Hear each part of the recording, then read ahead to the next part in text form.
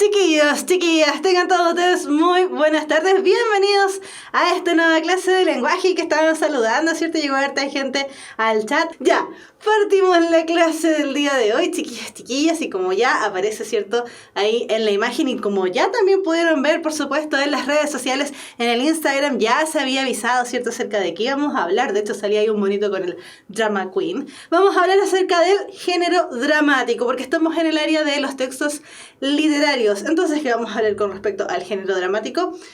A grandes rasgos, ¿cierto? Las características que este tipo de género, este tipo de textos posee. Así que, a grandes rasgos, por supuesto, chiquillos, porque recuerden que no tenemos tantas clases como para reforzar tanta cabalidad, pero esta parte no es tan complicada. Además, recuerden que al pertenecer este tipo de género, ¿cierto?, al texto literario, comparten muchas características en común con el género lírico y también con el género narrativo. Así que tampoco es como que vayamos a ver algo así como, ¡ay, no sé de qué me están hablando! ¿Qué es un personaje?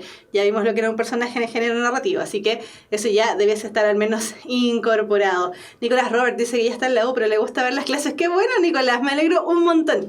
Ya, partimos entonces, ahora sí, la clase del día de hoy. Y tal como estábamos diciendo, ¿cierto? Lo que hemos estado repasando, esto también ya lo hemos visto, son los géneros literarios. De partida, ¿cierto? Considerar que los géneros literarios pertenecen, todos ellos, a las características de la literatura. Cuando hablamos de género literario estamos hablando de la literatura como una expresión de arte. ¿Por qué hacer la salvedad, cierto? Porque hace algunos años al menos, cuando hablábamos de literatura, hace algunos años, hace muchos años, muchos siglos tal vez atrás, cuando hablábamos de literatura también incluíamos los textos no literarios. De hecho, por ejemplo, hay algún tipo de texto no literario, por ejemplo, como son los decálogos o como son los textos normativos, informativos, que dicen, la literatura médica ha recomendado que bla, bla, bla, bla, bla. Ya, en ese caso no estamos hablando de la literatura como arte. En el caso de los textos literarios, sí hablamos de la literatura como arte. Considerando eso, tenemos que tener en cuenta, ¿cierto?, que los textos literarios, para pertenecer al mundo de la literatura, presentan la imaginación del autor y un alto uso de la retórica. Hablamos de la retórica en la clase pasada, en la clase del género lírico, ¿cierto? Decíamos que la retórica era el arte del buen hablar, del buen decir, de manifestar correctamente las palabras, considerando, por supuesto, el contexto en el que nos estamos enfrentando y también considerando, por supuesto, las características de nuestro receptor. De esa manera, la retórica abarca prácticamente todas las maneras que tenemos nosotros de hablar cuando utilizamos metáforas, comparaciones, análisis, elipsis, qué sé yo, todo un montón de cosas, ¿cierto? Estamos hablando de la retórica. Pero para entender el concepto de retórica, tenemos que sí o sí también entender los conceptos de connotativo, y al entender el concepto de connotativo tenemos que también entender el concepto de denotativo, que no aparece acá, porque decíamos que los textos que utilizan características denotativas son más bien textos de características no literarias. Pero así como para entender la información implícita debemos entender la información explícita, con lo connotativo pasa lo mismo. Para entender el nivel connotativo, es decir, la subjetividad, debemos ser capaces también de entender las características, de lo que vendría siendo el lenguaje, ¿cierto?, denotativo. Si no entiendo las comparaciones, definitivamente no voy a entender entonces la metáfora. Los textos literarios, además, tienen que ser muy llamativos para el lector, es decir, cumplir una función estética, ¿cierto?, llamarnos la atención, ya sea para bien o para mal, y desde ese punto de vista también entretenernos, porque es una de las características de la literatura. Y considerar siempre que sí o sí, y no hay otra opción, los textos literarios son ficticios y verosímiles. Cuando hablamos de que es ficticio, es que no es real, aunque se trate de un hecho real, aunque hable, ¿cierto?, un personaje que de verdad existió, aunque el narrador tome la voz, es decir, tome el nombre del autor, sí o sí, esa característica es ficticia. Y desde ese punto de vista, además, entonces, los textos son verosímiles, es decir, son creíbles, no son reales, pero sí pueden ser creíbles. Entonces yo estoy leyendo un libro, ¿cierto?, el Harry Potter, por ejemplo, y me creo que efectivamente juega Quidditch, ¿cierto?, andan en hipogrifo, y hay hadas, y hay magos, y qué sé yo. En ese caso, ¿cierto?, la literatura comparte hartos rasgos con el cine, tal como vamos a ver ahora con el drama. el cine, ¿cierto? Toma mucho, y la literatura, y al revés, uno y otro, ¿cierto? El cine toma muchas cosas de la literatura, y la literatura toma muchas cosas del cine. Y hablando del cine, hablamos de televisión, series de televisión, etcétera, etcétera. Entonces, por eso también le creíamos a los supercampeones cuando recorrían una cancha que duraba una semana que se demoraban en recorrer, uno se lo creía. La cancha kilométrica, una se la creía. Ya, entonces, esta clasificación que nosotros hacemos entre géneros literarios, ¿cierto? Que ya vimos el narrativo, que ya vimos el día de lunes el género lírico y que el día de hoy vamos a ver el género dramático, responde precisamente a una manera de catalogar los textos dependiendo de la intención que posean y dependiendo también, y más aún con mayor profundidad, dependiendo de el uso de los recursos específicos que tiene cada uno de ellos. Cuando hablamos de esos recursos específicos, estamos hablando, por ejemplo, de que a simple vista, recuerden que las primeras clases estuvimos aprendiendo estrategias de lectura y dentro de esas estrategias de lectura teníamos el antes, durante y después de la lectura. En el antes, ¿cierto? Decíamos que solamente había que observar y a lo más mirar el título. Cuando nosotros observamos un texto literario, también fácilmente reconocimos cuándo es un texto narrativo, cuándo es un texto lírico y cuándo es un texto dramático debido a las características estructurales que cada uno de ellos presenta, es decir, la manera en la que está escrito. Ya, ahora sí. Hablando de texto dramático, el texto dramático o el género dramático se caracteriza por presentar conflictos humanos a través del diálogo de los personajes. Desde ese punto de vista, el texto dramático, ¿cierto?, vendría siendo uno de los textos más representativos, comillas, de la realidad, recordando siempre que estamos hablando de una ficción. Porque el texto dramático, el género dramático, la obra dramática, trata de emular, ¿cierto? Trata de replicar de alguna manera las maneras que tenemos los seres humanos de dialogar entre nosotros mismos. Una de las condiciones básicas que aparece dentro del relato dramático, ¿cierto? Dentro del texto dramático, es precisamente la aparición de personajes y las intervenciones que hacen estos personajes entre sí. De esa manera, un poco, el dramaturgo, que es la persona que escribe obras dramáticas, deja que sean precisamente los mismos personajes quienes nos van contando qué es lo que va ocurriendo con ayuda, por supuesto, de el hablante dramático, pero son ellos, los personajes quienes se llevan el mayor peso dentro de la obra. Ahora, al igual que lo que ocurre en narrativa, ¿cierto? En ese sentido se parecen bastante. El eje principal que tiene el texto dramático es precisamente la acción dramática. Sin drama, sin acción, sin nudo que desenvolver, no hay drama.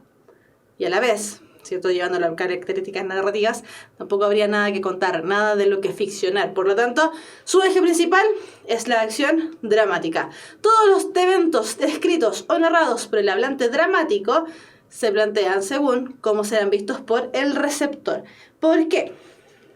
Lo vamos a ver un poquitito más adelante, pero ya lo vamos a adelantar un poquito.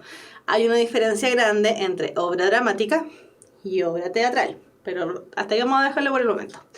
El hablante dramático, al igual que lo que ocurre con el hablante lírico y al igual que ocurre con el narrador, son voces ficticias, aunque toman el nombre del autor, aunque tomen el nombre del dramaturgo, son voces ficticias. No, justamente ahí Felipe está preguntando, ¿cierto? ¿El hablante dramático es igual al dramaturgo? No, no es lo mismo. El dramaturgo es una persona real, es quien escribe, mientras que el hablante dramático es la persona ficticia a quien el dramaturgo le otorga las características para que guíe, ¿cierto?, el hablar de los personajes. José Ruiz, vamos a llegar allá donde tú estás preguntando. Ya, el hablante dramático, entonces, como decíamos, es este hablante ficticio que aparece dentro de las obras dramáticas. Él o ella entrega la información y organiza el mundo dramático. ¿Cómo se manifiesta este hablante dramático? A través de las acotaciones, a través de la organización que le da la multiplicidad de voces dramáticas, es decir, la organización que le da a los personajes. Tú hablas primero, tú hablas segundo, tú hablas tercero, el tercero le responde al primero, el primero le habla al segundo, el segundo le habla al tercero y así sucesivamente. Y toda la información escrita que estructura la obra, es decir, cómo se debe presentar, cuál es el ambiente, ¿cierto?, cuál es el contexto donde están inmersos los personajes, etcétera, etcétera. ¿El hablante dramático es el actor también? No, no es el actor también. Es el hablante dramático, es precisamente el que vemos, que lo vamos a ver un ratito más, ¿cierto?, para dejar más en claro esto. El hablante dramático es el que se manifiesta en las acotaciones, como les decía, ¿cierto?, el que le da los turnos para hablar a los personajes y también el que estructura la obra en términos términos de espacio, en términos de contexto. Pero si esto no queda claro ahora, vamos a dejarlo tal vez un poquitito más en claro más adelante. Entonces, como les decía, obra dramática y obra de teatro, que están íntimamente ligadas, no son lo mismo. La obra dramática tiene una característica que no tiene ni el género narrativo, ni tampoco tiene el género lírico. La obra dramática en sí es el texto que nosotros nos enfrentamos cada vez que leemos una obra de estas características. Pero cada una de esas obras ha sido escrita con la finalidad de ser representada eventualmente en el teatro. Por lo tanto, toda obra dramática responde a este elemento llamado virtualidad teatral. Por eso tiene estas características donde, ¿cierto?, el hablante dramático dice, no sé, Carmelita entra a una sala llena de flores y se sorprende y exclama. Y Carmelita ahí habla y pone caras sorprendida e impactada, ¿cierto?, porque está todo lleno de flores y qué sé yo. La virtualidad teatral tiene que ver entonces con la manera en la que la obra dramática eventualmente va a ser representada en la obra de teatro. La obra de teatro entonces, ahora sí, va a ser la que nosotros vamos a ver representada en algún momento en las tablas, en el proscenio, en la teleserie, en la película y así sucesivamente. La obra dramática, para hacerlo más sencillo aún, la obra dramática es la parte escrita, la obra de teatro es la parte representada. Por lo tanto, tenemos ahí esos dos elementos que hay que separar. Cuando hablamos de obra de teatro, hablamos de la representación escénica. Cuando hablamos de obra dramática, hablamos del escrito. Por lo tanto, evidentemente, lo que va a aparecer en la PSU de lenguaje en este caso y lo que vamos a tener que analizar es la obra dramática, no la obra de teatro, ¿cierto? Si es que llega a aparecer esto, por ejemplo, en alguna prueba, los que están en el colegio, esa es la diferencia. ¿No entendió, Noemí? ¿Qué parte no entendió? ¿La virtualidad teatral, la obra dramática o la obra de teatro? Ya lo dijimos, ¿cierto? Súper sencillo. Noemí, si con esta explicación no me entiendes, tú me dices. La obra dramática es la obra escrita. Como la obra escrita tiene tantas características que hace que sea representada eventualmente en el teatro, genera un efecto, ¿cierto?, que se llama virtualidad teatral. Es decir, que la obra dramática tenga la capacidad de ser representada eventualmente en el teatro. Y una vez que nosotros ya estamos en el teatro, apreciamos la obra del teatro, la obra teatral o la obra de teatro. Ya no estamos apreciando la obra dramática, sino que la obra de teatro. ¿Qué parte ahora no se entendió tal vez? Diego Pantoja, qué buena pregunta se lanzó Diego Pantoja. Dice, una duda, ¿sabe que yo he hecho ensayos PSU y nunca he entrado a esto? ¿Esto entrará en la PSU? ¿Como contenido? No. Súper sencillo, esto lo hemos dicho un montón de veces. Como contenido no entra, pero sí es importante conocerlo, analizarlo e internalizarlo porque nos ayuda a entender mejor la comprensión de lectura, ¿cierto?, dentro de lo que serían las obras dramáticas. Acuérdense que la obra dramática es la parte escrita. Además, puede que aparezcan obras dramáticas en la PSU, es parte del temario que abarca la PSU de lenguaje, así que podría salir. Ya entendieron, súper. Una obra de escrita y la virtual se puede representar y visualizar. La virtualidad es la capacidad que dice, vuelve a una obra teatral, etc. Sí, exactamente. Justamente, por ejemplo, Aranza dice, a mí me entró en un plan de redacción. Podría entrar también, perfectamente. Ya, entonces, el teatro es no el teatro. La obra dramática, el texto dramático, ahí sí, son textos sumamente antiguos, o son antiquísimos. Así como la obra lírica aparecía en la antigua Grecia, así como la obra narrativa también aparecía en la antigua Grecia, la obra dramática también aparece en la antigua Grecia. Son obras sumamente antiguas. Desde ese punto de vista, como son tan antiguas, hay distintas maneras también de clasificar los tipos de obra que se generan, que se consideran, ¿cierto?, los tres grandes niveles o los tres grandes géneros dentro del mismo género dramático. El primer nivel, y es uno de los principales porque es uno de los primeros que aparece, es el drama. Me acabo de dar cuenta que eso no sé de aquí. La tragedia. En la tragedia, por eso aparece la carita triste, ¿cierto? En la tragedia, el protagonista se enfrenta a un destino fatal del que no puede escapar. Por eso se llama tragedia. Es trágico. Al final siempre le pasa algo al protagonista. O se muere, o termina mutilado, o no sé, salta al vacío suicidándose, no sé. Siempre el final es trágico. Por eso dice que el protagonista se enfrenta a un destino fatal del que no puede escapar. Ejemplo de tragedia lo vemos y lo apreciamos en Edipo Rey, que probablemente a lo mejor les tocó leerlo por ahí por primero o segundo medio, o tal vez más chicos incluso. En Edipo Rey, Edipo, ¿cierto? Sin querer él, porque él no tenía idea, desafía a su destino. Hace algo que no tenía que hacer. ¿Qué es lo que pasó? Se da cuenta que ocurrieron muchas cosas trágicas. Haciéndolo sencillo, se casó con su mamá sin el saber que ella era su mamá. Engendró hijos con su mamá, claramente sin saber que era su mamá y que sus hijos en realidad eran como medio hermano, medio hijo. Cuando se dio cuenta de lo que había hecho, se terminó sacando los ojos. O sea, es sumamente trágico. Por eso te decía, termina mutilado, termina muerto, se tira al vacío, qué sé yo, le pasa de todo. Por otro lado, y aquí nos vamos a ayudar un poquito con el lápiz, ¿cierto? Esta es la tragedia. Oh, ¿qué pasó? Tragedia. Ahí sí. Por otro lado, tenemos acá. Esa es la tragedia, por eso la carita triste. Por otro lado, y en el otro extremo, tenemos la carita feliz. La carita feliz representa la comedia. En la comedia, ¿cierto? Que no es la comedia de las 7 de la tarde, sino que la comedia de risa, el contenido representado es exagerado o ridículo, lo que provoca risa.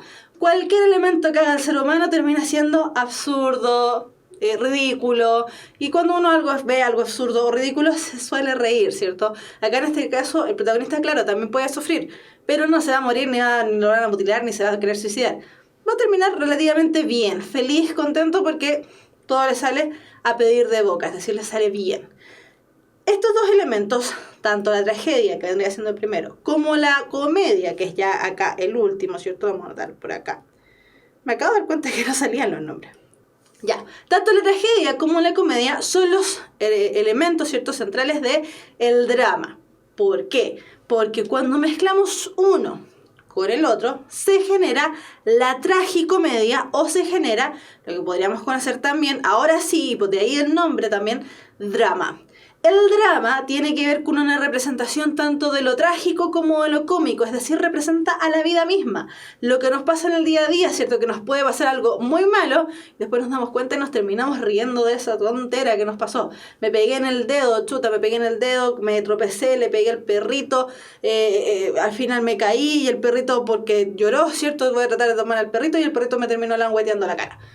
Como la vida misma. Nada es tan malo como parece, nada tampoco nunca es tan bueno como uno cree, ¿cierto? Por eso la comedia, en el conflicto que presenta, ¿cierto? Presenta la lucha humana contra la vida. Es el humano frente a su vida. Diariamente, cotidianamente. Nada que salga de lo común, básicamente. Entonces, nada que salga de lo común, entre comillas, dentro del concepto de verosimilitud que vimos anteriormente. Entonces, tragedia y comedia son dos elementos que nacieron en la antigua Grecia y de ahí nació, ¿cierto? Se originó el teatro y el género dramático.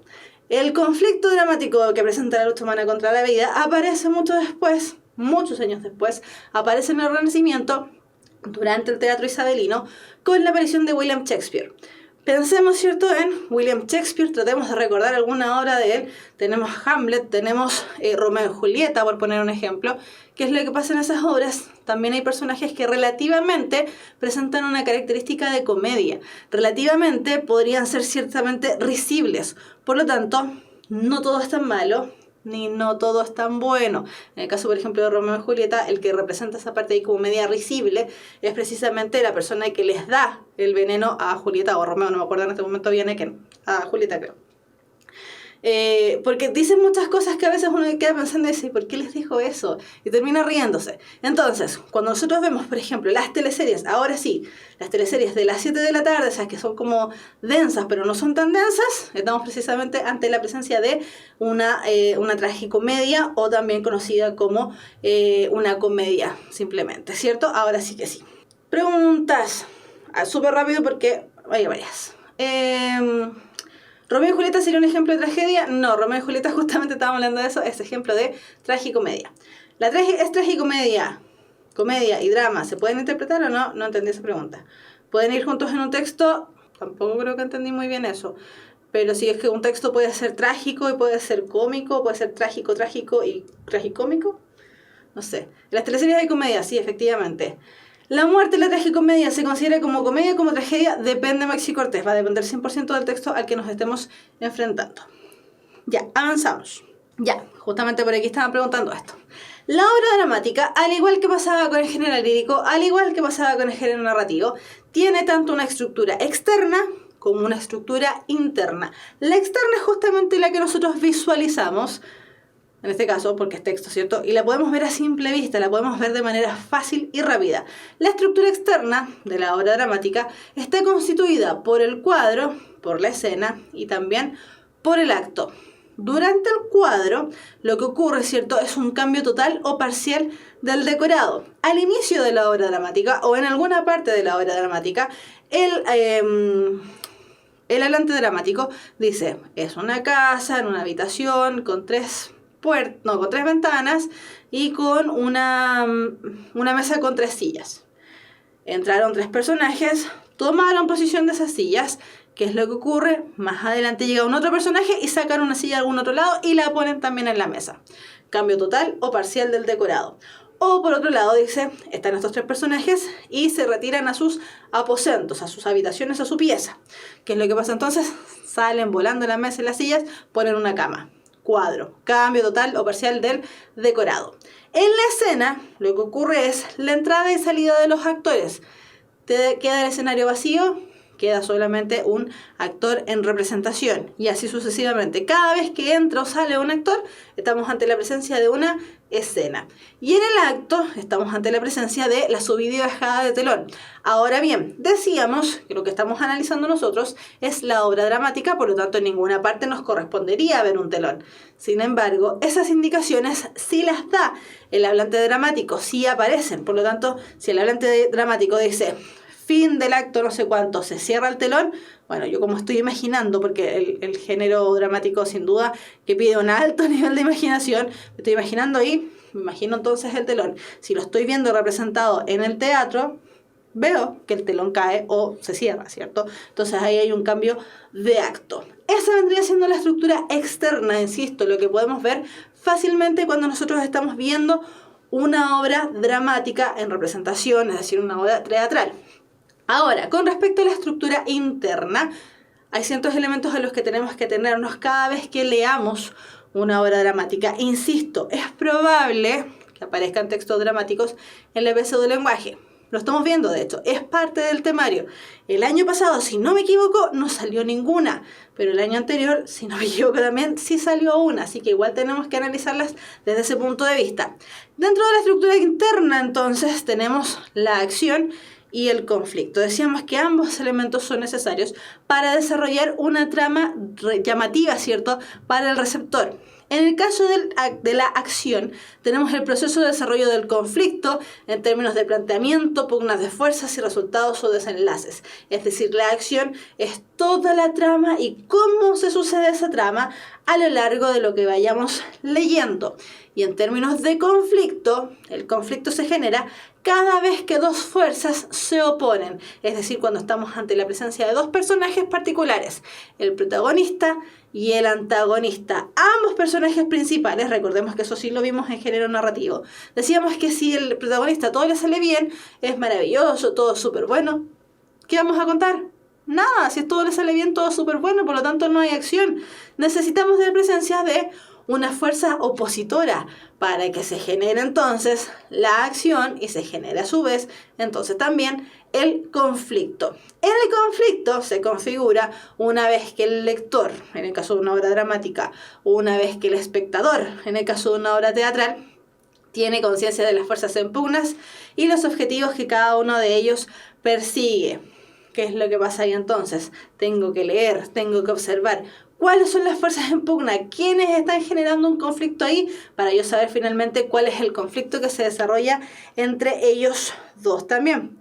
Ahora, esta parte, ¿cierto?, de la acción se desarrolla a lo largo de 4 grandes etapas dentro de una obra dramática, que como pueden ver y pueden apreciar o analizar, son las mismas de la narración. Tenemos, y de cualquier texto, insisto, todos los textos, introducción, desarrollo, conclusión. Tenemos presentación del conflicto, la primera parte de la obra dramática. ¿Qué es lo que pasa ahí?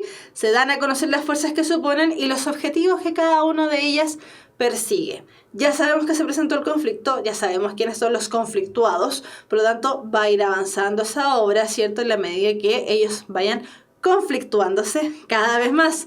Desarrollo del conflicto. Las fuerzas luchan por ganar sus metas. El bien contra el mal, claro con lo oscuro, lo bueno con lo malo, así sucesivamente. Las fuerzas luchan por lograr sus metas. El malo quiere ganar, el bueno quiere ganar. Protagonista y antagonista, ambos quieren ganar esta lucha en la que se metieron de alguna manera. Por lo tanto, cada vez más va subiendo el conflicto. Después tenemos el clímax de la obra. El clímax de la obra, al igual que lo que pasa con el género narrativo, es el momento más tenso donde las fuerzas se oponen. Y ahí es cuando uno no sabe qué es lo que va a pasar. ¿Se salva o no se salva Julieta? ¿Se salva o no se salva Romeo? ¿Qué es lo que pasa con Hamlet? ¿Toma o no toma el reino de no sé dónde? De Dinamarca parece que era. ¿Qué es lo que pasa? Momento más tenso donde las fuerzas se enfrentan. No sé qué es lo que va a pasar. Finalmente, cuando el clímax de la obra llega a su punto máximo de tensión, se tiene que salvar. Se tiene que soltar el nudo, se tiene que desenlazar. Por lo tanto, tenemos el desenlace dramático donde una de las fuerzas es derrotada, finalizando el conflicto. En el caso, por ejemplo, de Edipo Rey, que estábamos nombrándolo al inicio, ¿cierto? Presentación de conflicto, se dice dónde nació Edipo Rey, quiénes eran sus papás, qué es lo que pasó. Desarrollo del conflicto.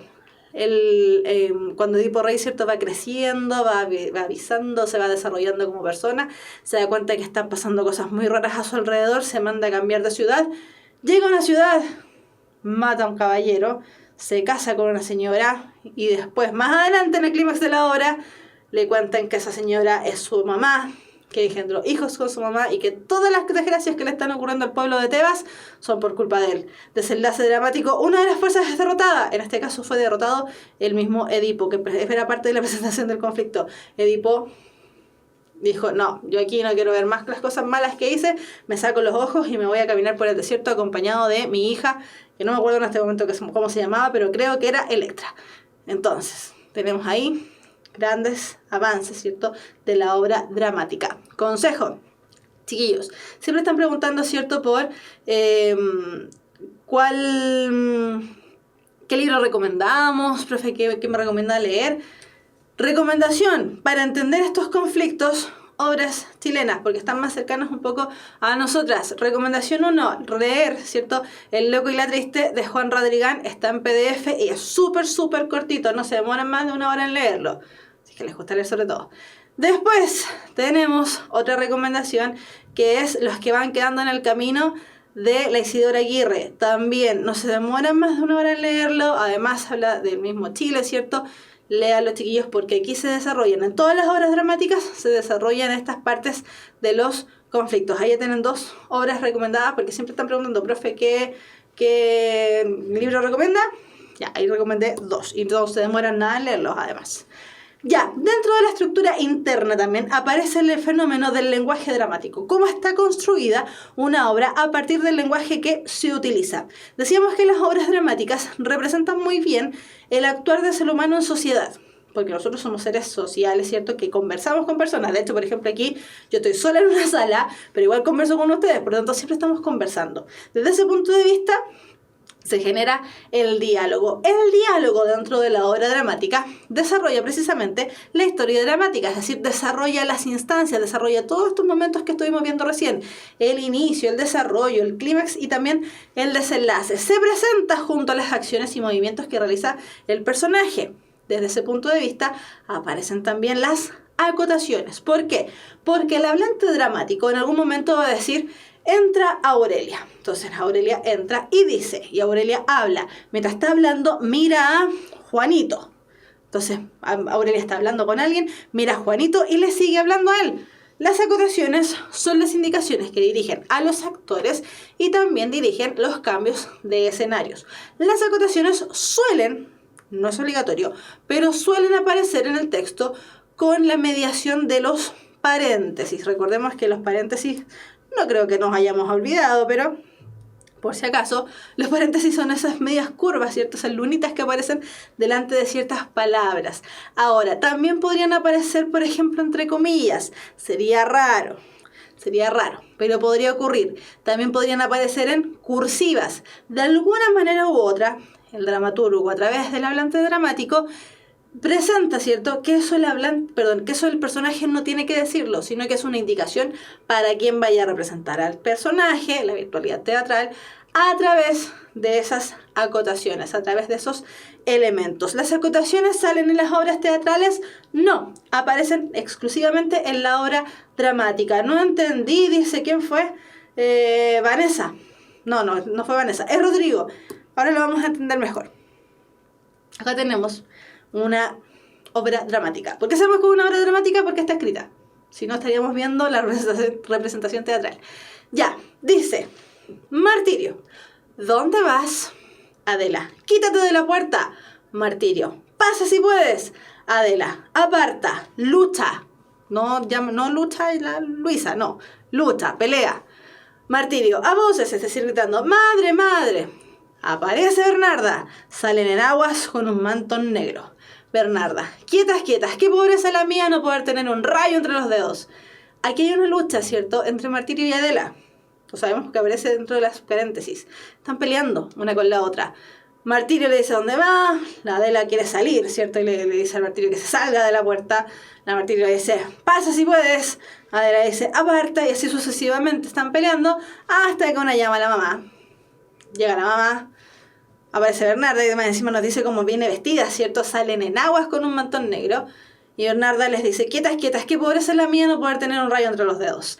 Entonces, la configuración de la obra dramática, fíjense que aparece cada uno de los personajes identificados, ¿cierto? Para que saber quién es quién está hablando. En este caso, Martirio, Adela, y eventualmente Bernarda cuando llega. Tenemos los diálogos que se generan entre cada una de ellas, ¿cierto? Donde vas, quítate de la puerta, pase si puedas, aparta, madre, quietas, que pobreza la mía no poder tener un rayo entre los dedos. Súper buena madre, quiere tener un rayo entre sus dedos. Tenemos entonces la representación de los personajes, la representación del diálogo y todos aquellos elementos, ¿cierto? Fíjense aquí, que indican, acá, otro más, y esto que está acá. Todos aquellos elementos que indican qué es lo que debe hacer el actor, qué representaría a Martirio, qué representaría a Adela y qué representaría eventualmente a Bernarda, debiesen hacer. Cuando Adela dice aparta, se tiene que poner a luchar, ¿cierto?, físicamente, con Martirio. Martirio dice a voces, es decir, eleva su voz para llamar a su mamá. Madre. Cuando Martirio habla, aparece Bernarda, pero no llega, premonida de armas, no. Llega súper sencilla, con enaguas, con un mantón negro, y se pone a gritar. Quietas, que pobreza la mía no poder tener un rayo entre los dedos. Por lo tanto, las acotaciones, chiquillos, nosotros como lectores de obra dramática, claramente tenemos que leerlas para saber qué es lo que está pasando, cómo se configura, ¿cierto?, la lucha, qué es lo que pasa, quién grita, quién sale, quién entra, qué sé yo. Pero los actores, una vez que esta obra pasa a ser parte del teatro, no leen nada de eso. Ellos simplemente ejecutan esa acción. La actriz, por ejemplo, que representaría a Adela, se tendría que poner a pelear con la actriz que representaría a Martirio. Y a su vez, la actriz que representa a Bernarda tendría que llegar, ¿cierto?, un poco a separar a las dos hermanas, pero vestidas con un enagua y un mantón negro. Ya sabemos que Bernarda, ¿cierto?, ya apareció como media entre vestida y desvestida para la época en la que fue escrita la obra. Ya, entonces, una acotación es como una acción, o lo que hacen los personajes, claro, efectivamente es una indicación de lo que vendrían haciendo los personajes. Ya, ahora, dentro de la figura del diálogo, también aparecen distintos tipos de diálogos. Dentro de estos diálogos tenemos el mismo diálogo, ¿cierto?, el parlamento, donde se genera un intercambio directo de mensajes entre los personajes. En este caso tendríamos el intercambio directo entre Martirio, Adela y Bernarda.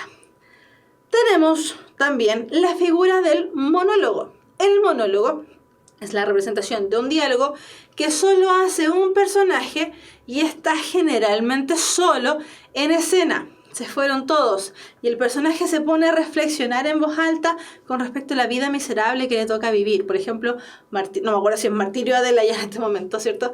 Pero, por ejemplo, Martirio Adela se podría quedar sola en el escenario y reclamar contra lo injusto que es la vida, que vive con su mamá y que su mamá quiere tener un rayo entre los dedos y decir, no, ¿por qué me toca vivir esto a mí? Vivir con mi hermana, que es una pesada, vivir con mi mamá, que es, no sé, es un ogro, qué sé yo. Monólogo, el personaje se queda solito hablando en escena. Y por otro lado, y esto es mucho más contemporáneo, es una técnica que no se utiliza tanto, pero se utiliza igual, sobre todo en las obras dramáticas infantiles o en las más contemporáneas, aparece la parte. Es la parte parecido al monólogo, solo que en este caso, en el monólogo, el personaje habla por hablar, le habla a la nada, básicamente. En el aparte, el personaje también se queda solito en el escenario o a veces está con alguien más, pero le habla al público. El personaje se dirige al espectador haciéndole partícipe de su conflicto. Recordemos un poquito cuando éramos más chiquititos, ¿cierto? Y veíamos obras teatrales representadas por títeres. Y los títeres hablaban entre sí y de repente un títere se giraba hacia los espectadores, que en este caso son los niños, ¿cierto? Y le dice, no sé, niños, tírenle papas fritas a esto porque es el malo. Y los niños le tiraban papas fritas y le llegaba algún vaso, qué sé yo. Ya, esa es la parte, cuando el personaje puede interactuar con el público. Recordemos que todo esto siempre es pensando en el receptor de la obra.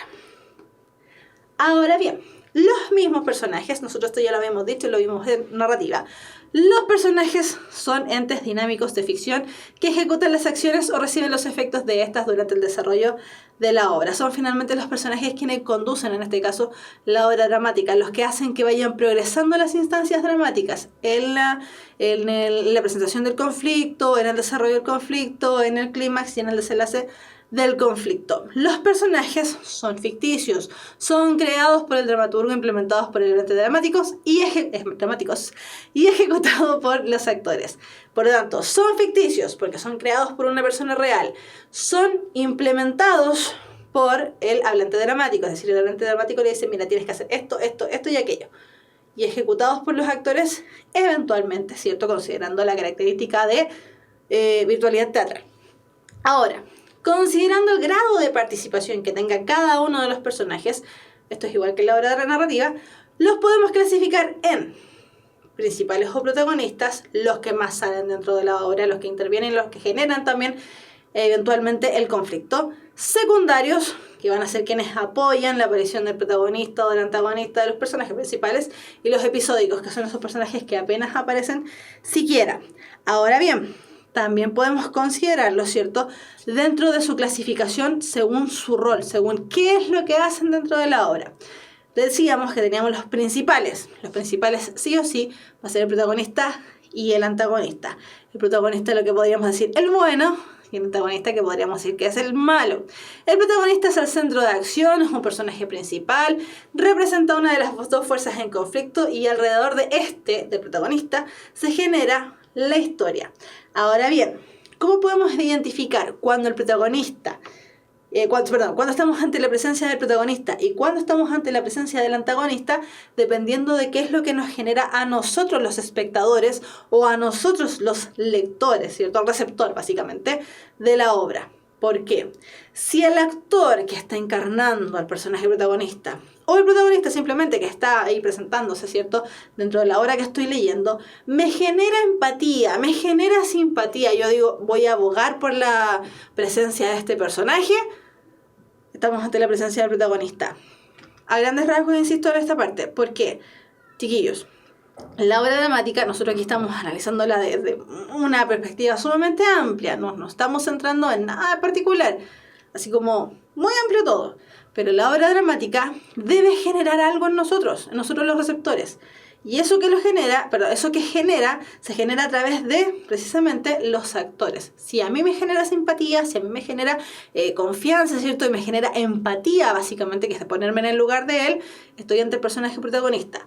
Por otro lado, si el personaje me genera rechazo, yo digo, no, este es como el malo, no quiero ser como él, estamos ante la presencia de un antagonista, que también es un personaje relevante, también es un personaje principal, pero en este caso encarna la otra fuerza en pugna, es decir, es el malo, por decirlo de alguna manera. Ahora bien, también tenemos en este caso los personajes secundarios, que van a ser quienes van a apoyar ya sea al protagonista o al antagonista, ¿cierto? Tenemos también personajes colectivos que representan las características de un grupo, es decir, un grupo social. Por ejemplo, llega alguien ahí con, no sé, las películas, pensamos en las películas, cuando llega el personaje latino, cuando llega el negro, cuando llega la mamá, cuando llega la esposa, cuando llega el esposo, son personajes colectivos. Representan básicamente como todos los estereotipos que podemos encontrar dentro de la literatura. Y también por otro lado tenemos los personajes alegóricos. Los personajes alegóricos encarnan un defecto o una virtud. Por lo tanto, es un personaje simbólico al que se le otorgan las características de las abstracciones que representa. ¿Qué quiere decir esto?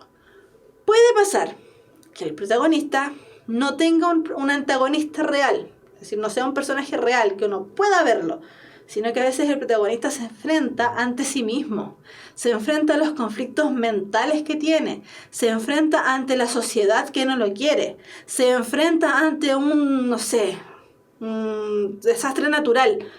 El personaje es alegórico, no es un personaje real, por decirlo de alguna manera, pero sí es un personaje, ¿cierto?, que representa de alguna manera algún conflicto presente dentro de la vida del personaje protagonista y frente a la cual se tiene que deshacer de alguna manera, eventualmente en el desarrollo, en el clímax y en el desenlace. ¿Puede haber más de un antagonista? Sí y no. Depende, Depende de qué tan extensa sea la obra dramática. Si estamos ante la presencia, por ejemplo, de una teleserie, pueden haber un montón de antagonistas. Si estamos ante la presencia de una película o de una obra dramática, generalmente hay uno solo. Ya, ahora, según la modificación que tenga durante el desarrollo de la acción, también podemos hablar acerca de personajes estáticos o de personajes dinámicos o evolutivos. El personaje estático no cambia. Siempre es igual. Si era el malo, continúa como el malo. No cambia. Mientras que el personaje dinámico evolutivo presenta un cambio desde el inicio al final de la obra dramática. Partió como bueno, terminó como malo. Partió siendo un pobre don nadie a ser el más genial de todo el barrio. Cambia, evoluciona, por eso hablamos de dinámico evolutivo. No se queda tal cual.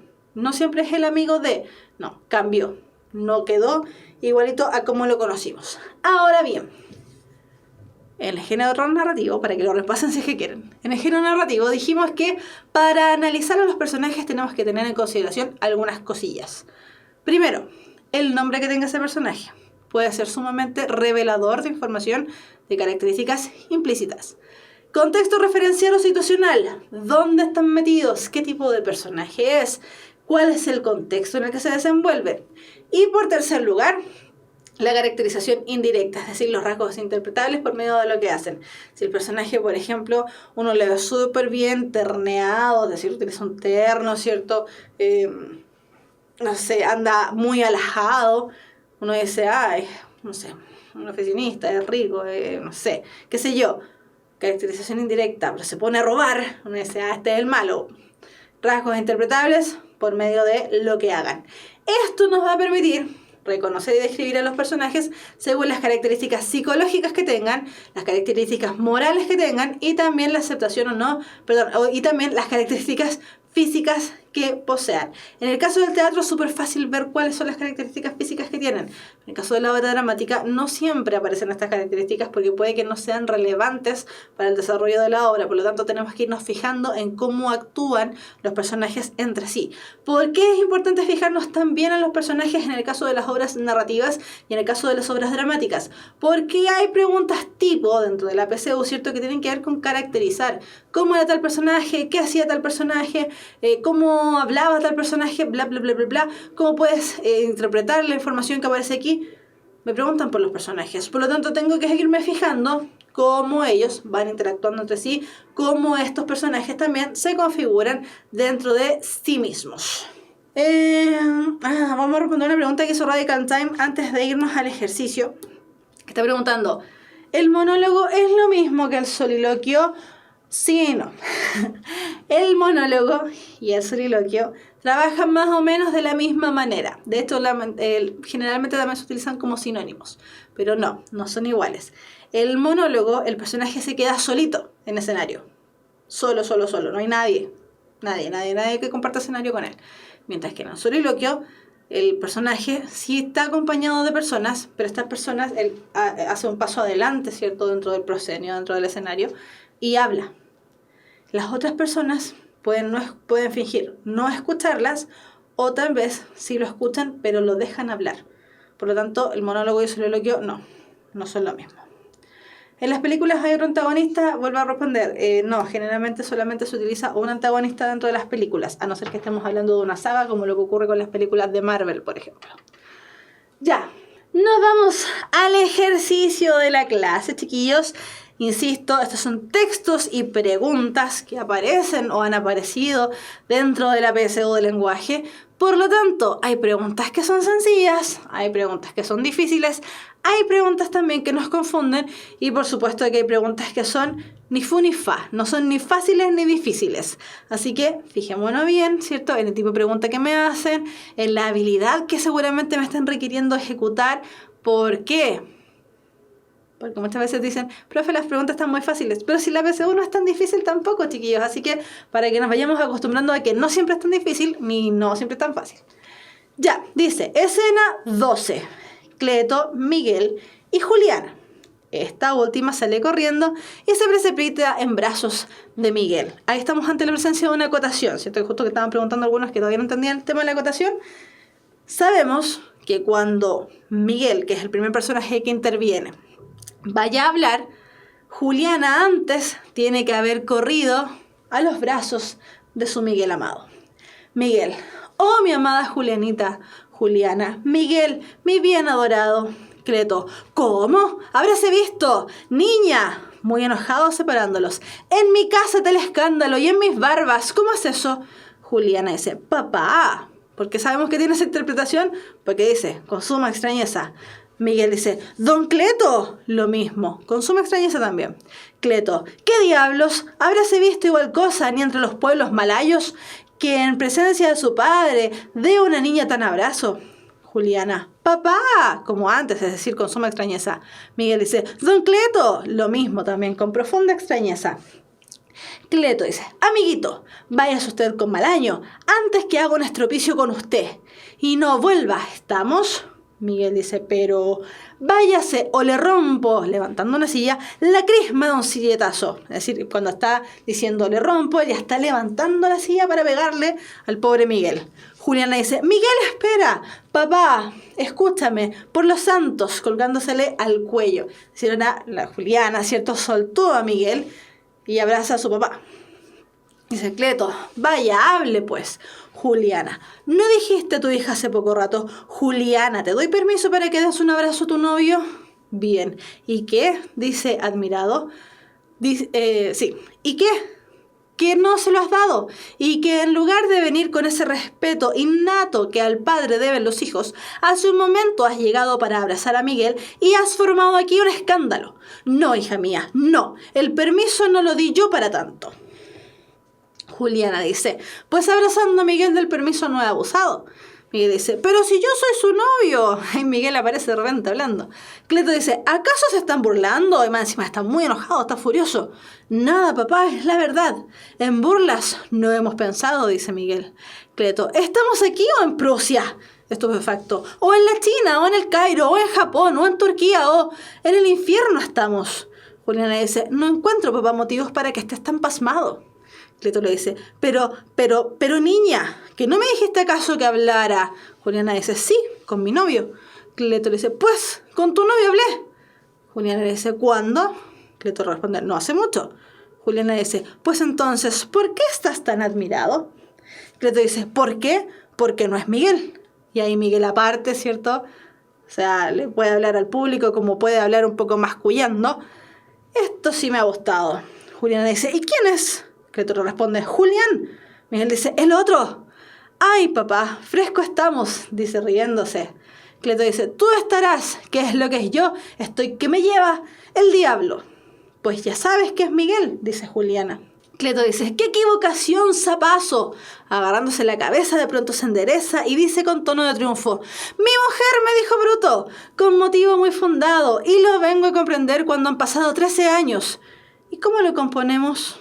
Juliana dice, sencillamente, a ese trasto de don Julián se le dice que tú te has equivocado. Cleto responde, Jesucristo, Señor nuestro. Miguel le pregunta, ¿se aprueba? Juliana le dice, suplicando a su papá, papá. Cleto, aprobado, dando un gran suspiro.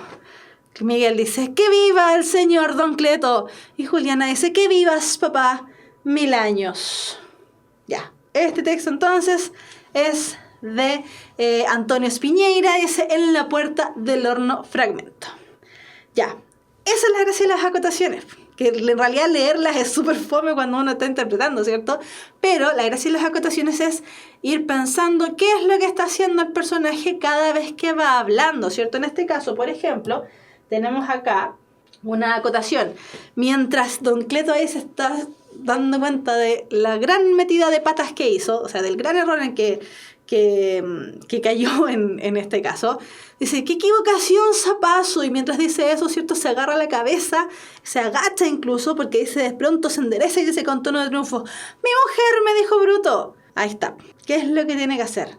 Cuando Juliana, ¿cierto? En esta parte habla con su papá, Miguel dice esa prueba y Juliana dice, papá, suplicando, sabemos qué tono tiene que poner la actriz que interpreta a Juliana, sabemos qué gesto seguramente tiene que hacer Juliana ante Cleto, y así sucesivamente. Cada uno de estos elementos nos da datos, nos da indicios acerca de cómo se configura el personaje en la acción, y por eso hablamos de virtualidad teatral también, porque este elemento, precisamente las acotaciones, me dicen qué es lo que tiene que hacer el personaje una vez que vaya a ser interpretado por alguien. Ya, ¿qué es algo? Pregunto. ¿Qué es crisma? La parte de arriba de la cabeza. Por eso le dice que le va a romper la crisma de un silletazo, le va a romper la cabeza. Ya, entonces, ¿qué conflicto se presenta en el fragmento leído? A. La equivocación de Cleto al comprometer a Juliana. B. La falta de respeto con que una joven enfrenta a su padre. C. La negativa de Cleto al romance que sostiene Juliana y Miguel. D. Los romances de Juliana que han logrado perturbar a Cleto. El rechazo que don Cleto siente por Miguel. Ya, Daniela dice que es la A, Maxi, Javier, Constanza, Noemí, todos están diciendo que es la A. La equivocación de Cleto al comprometer a Juliana. Vamos a ver si es que es la A. Y sí, pues chiquillos, claramente, ¿cierto? Y eso se ve hacia el final. La equivocación de Cleto al comprometer a Juliana. La lectura permite comprender que desde el comienzo a fin el conflicto planteado se debe a un malentendido por parte de Cleto al comprometer a su hija con un pretendiente equivocado. Efectivamente, ¿cierto? De hecho, por eso el asombro de Cleto con toda la obra, ¿cierto? Al inicio, cuando partió, ¿cierto? Y dice, ¿qué diablos habráse visto igual cosa ni entre pueblos malayos que en presencia de su padre de una niña tal abrazo y bla, bla, bla, ¿cierto? Cleto todo el rato estaba enojado. Básicamente, siempre estuvo enojado porque estaba pensando que Juliana, el novio de Juliana, era Julián. Por lo tanto, Cleto andaba súper perdido, efectivamente. La lectura nos permite comprender entonces que Cleto se equivocó. Comprometió a su hija con un pretendiente que nada que ver. Bien, chiquillos, vamos bien. ¿Qué se entiende del segmento? Mi mujer me dijo Bruto, con motivo muy fundado, y lo vengo a comprender cuando han pasado 13 años.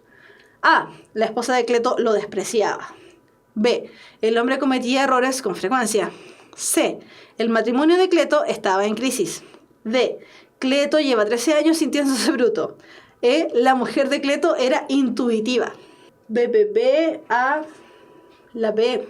Y efectivamente, el hombre cometía errores con frecuencia. Uno podría suponer a lo mejor que la esposa lo despreciaba porque le decía bruto, ¿cierto? Mi mujer me dijo bruto. Pero la verdad es que ese bruto no es de bruto de bruteza, sino que bruto, fíjense que está con mayúscula. Tiene que ver más por ese lado. Mi mujer me dijo bruto. Con motivo muy fundado, y lo vengo a comprender cuando han pasado 13 años. Le dijo siempre bruto al pobre Cleto, ¿cierto? Porque durante 13 años se estuvo equivocando todo el tiempo. Teniendo como referencia la totalidad del fragmento, lo que ha generado el conflicto es un actuar erróneo de Cleto, ¿cierto? Como ya vimos anteriormente. Hidalgamente, es decir, ya se da cuenta honestamente, Cleto reconoce que se ha equivocado en su actuar y que su mujer, con justa razón, lo ha tratado de bruto, pues vuelve a confirmar el calificativo dado por su mujer al comprometer a su hija con otro hombre. Entonces, efectivamente, el pobrecito es un bruto. ¿Cuál de los siguientes refranes se relaciona con la actitud del padre hacia el noviazgo de su hija? Hace algunas clases atrás vimos una pregunta bastante similar. De tal palo tal astilla, no hay peor sordo que el que no quiere oír, quien siembra vientos cosecha tempestades, nadie sabe para quién trabaja, más vale casarse que no abrazarse. Fíjense, chiquillos, que esta pregunta es una pregunta compleja, es difícil. ¿Por qué? Al tiro contesto Noemí. ¿Por qué es una pregunta compleja? Porque tenemos que pensar, ¿cuál era el conflicto? ¿Qué era lo que pasaba con los personajes? A grandes rasgos, ¿qué características tenía cada uno de ellos, cierto? Y de ahí venir a pensar, ¿qué significa cada uno de esos refranes? Y si es que hemos escuchado alguna vez alguno también de esos refranes. De tal palo tal astilla, no hay peor sordo que el que no quiere oír, quien siembra vientos cosecha tempestades, nadie sabe para quién trabaja, más vale casarse que no abrazarse. Son preguntas de una complejidad alta. Y como les dije, este tipo de preguntas ya lo vimos anteriormente, si no me equivoco, en la clase de narrativa. Entonces tenemos que tener mucho cuidado con estas preguntas, no porque sean extremadamente difíciles, sino porque son preguntas que tenemos que analizar hartas cosas. Entonces, insisto, y esto voy a ser súper majadera, lo hemos dicho un montón de veces, analicen los textos, sobre todo los literarios, desde el punto de vista de los personajes, y también vayan sacando conclusiones, ¿cierto? Desde cada uno de los párrafos de los textos. También es muy importante. Noemí dice que es la B, algunos que dicen que es la A. Ya, a ver, dijeron que era la B. No hay peor sordo que el que no quiere ir. Dijeron también que va a ser la D. Nadie sabe para quién trabaja. ¿Y cuál más habían dicho? A la C. Quien siembra vientos cosecha tempestades. Y la E, dice Carla Guayo, más vale casarse que no abrazarse. O sea, hay un poco de todo. Ya. De tal palo tal astilla generalmente se utiliza cuando uno dice este es igual que este otro. De tal palo tal astilla se utiliza generalmente para padres e hijos, donde considerando al padre el palo y al hijo la astilla, ¿cierto? Porque la astilla nace del palo, básicamente. No hay peor sordo que el que no quiere oír. Tenemos un caso grave como la sordera, las personas que no pueden escuchar, ¿cierto? Pero peor que ellos que no pueden escuchar son aquellos que tampoco les interesa hacerlo. Por lo tanto, tenemos ese caso. Quien siembra vientos cosecha tempestades, es decir, quien planta algo, quien hace tales cosas, si las hace mal, le viene una tempestad encima, es decir, todo le va a pasar malo, básicamente, todo le va a salir mal. Nadie sabe para quién trabaja, lo utilizamos generalmente para las cosas fortuitas. Cuando hicimos una cosa pensando que iba a resultar algo y resulta que esa cosa no pasó o no funcionó. Más vale casarse que no abrazarse es una idea súper antigua también, que nos dice, mejor te casas en vez de quedarte solito, mejor te casas en vez de quedarte solterón, más vale casarse que no abrazarse, son todas, dice Clementina, no, pues es una sola. Vamos a ver. Y la alternativa correcta era la letra B, no hay peor sordo que el que no quiere oír. La tarea solicitada en este ítem, básicamente, nos pedía sintetizar globalmente, lo mismo que el conflicto, ¿cierto? ¿Cuál es el conflicto de la obra? Que Cleto no quiere dar su brazo a torcer, está obstinado, está obsesionado con que el pololo o el novio de Juliana es Julián y no Miguel. Entonces, ¿qué es lo que teníamos que hacer? La tarea solicitada en este ítem es la de interpretar el significado del refrán para luego aplicarlo a la actitud de Cleto, el padre de Juliana, que básicamente él es el personaje que entra en conflicto entre Juliana y Miguel. A partir de la lectura del texto se comprende que Cleto se equivocó en su actuar, porque no escuchó a su hija y actuó por iniciativa propia. El refrán, no hay peor sordo que el que no quiere oír, es el que explica más claramente la conducta del padre de Juliana. Ya, Noemí, que dijo que siempre se equivocaba en estos ejercicios, ¿se equivocó o no se equivocó? ¿Estaba bien o no? Y la C, ¿por qué no podía ser? Quien siembra vientos cosecha tempestades. Porque básicamente él crió bien a Juliana. Juliana está haciendo lo que él quiere, lo que él dijo. El papá le dio permiso para abrazar a su novio. El problema fue que Cleto no se dio cuenta que no era Julián el novio, sino que era Miguel. Y por eso estaba reclamando Cleto. porque pensó que estaba abrazando a un otro, que estaba abrazando con cualquiera, y que Juliana andaba de acá para allá enamorando a Julián, enamorando a Miguel, y así sucesivamente. Así que por eso no es la C. ¿Quién es el antagonista? Dice Felipe. En este caso, como es una situación tan cortita, nos cuesta reconocer un antagonista, pero podríamos decir que el antagonista en este caso es Cleto, porque es Cleto el que entra en conflicto con Juliana y con Miguel. No, jaja, está bien, pucha, no la chuntó la Noemí. Ya, pero se entendió más o menos cómo tenemos que solucionar este ejercicio, chiquillos. Espero que sí. Ya, si quedan dudas, este es el momento de preguntar. Chiquillos, chiquillas, estamos llegando a la parte final de la clase del día de hoy. Preguntas, comentarios.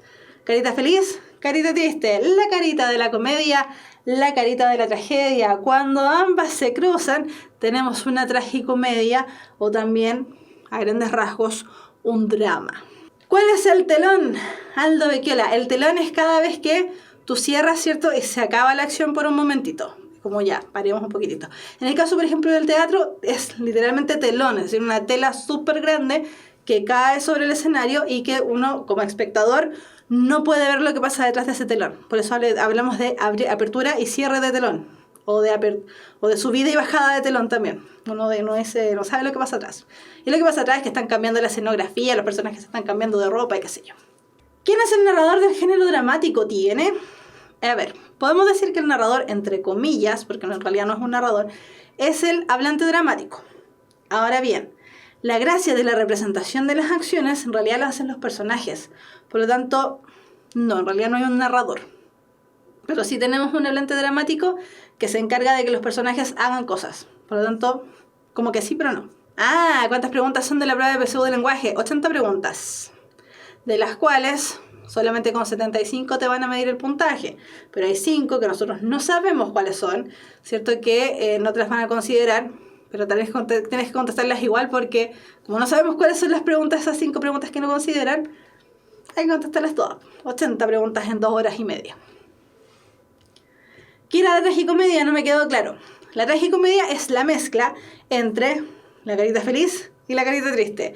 Entre la tragedia, que es muy triste, ¿cierto? El personaje termina súper mal. Y la comedia, donde no es tan triste, de hecho es risible, altamente risible. No es que todo sea bueno, pero las cosas que pasan son tan absurdas que la gente se termina riendo. Entonces, la tragicomedia es igual que la vida misma. Tiene de dulce y de agraz, de bueno y de malo. Mezcla.